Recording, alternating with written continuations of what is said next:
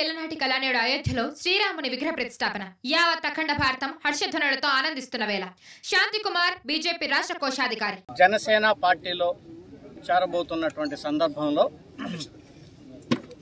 మాకు కుటుంబానికి ఇష్టమైనటువంటి దేవుడు సుబ్రహ్మణ్యేశ్వర స్వామి ఆలయానికి కుటుంబ సమేతంగా వచ్చి పూజలు నిర్వహించుకొని దేవుడి యొక్క ఆశీర్వాదం మా మీద ఉండాలి అని చెప్పేసి, జనసేన పార్టీ మీద ఉండాలని చెప్పేసి ఆయన్ని ప్రత్యేకంగా కోరుకోవడం జరిగింది. మొన్న జనసేన పార్టీ అధ్యక్షులు పవన్ కళ్యాణ్ గారిని హైదరాబాద్లో వారి నివాసంలో కలిశాను. దాదాపు 1 to 1 ఒక 2 hours ఆయనతో కూర్చొని అన్ని విషయాలు కూడా చర్చించాను. ఆయన కలిసిన తర్వాత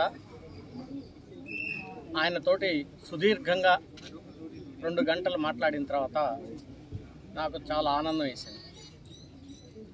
మంచి ఆలోచన ఉన్నటువంటి వ్యక్తి, రాష్ట్రాన్ని ఏ రకంగా అభివృద్ధి పదంలో నడిపించాలనేటువంటి ఆలోచనలో ఉన్నటువంటి వ్యక్తి పవన్ కళ్యాణ్ గారు.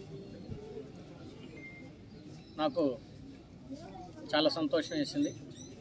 ఈ రాష్ట్రాన్ని అన్ని విధాలుగా ఏ రకంగా అభివృద్ధి చెందే విధంగా ప్లాన్ చేయాలి. మరి ముఖ్యంగా ఆయనకు ఉన్నటువంటి ఆలోచన ఈ పోలవరం ప్రాజెక్టు అనేది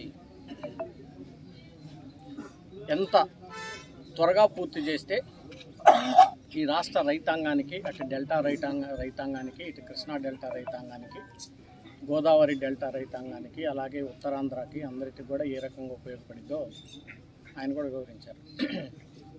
సో ఆయనతో పాటు కలిసి నేను ప్రయాణం చేయాలని చెప్పేసి నిర్ణయించుకున్నాను.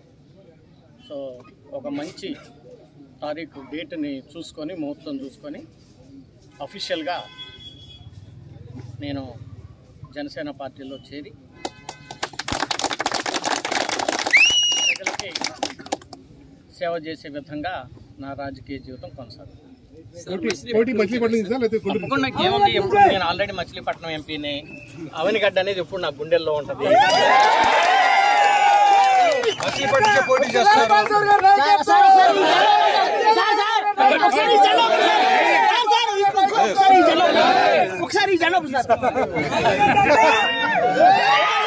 మరిన్ని వీడియోస్ కోసం ఛానల్ ని సబ్స్క్రైబ్ చేయండి. లేటెస్ట్ అప్డేట్స్ కోసం వాట్సాప్ ఛానల్ ని ఫాలో చేయండి.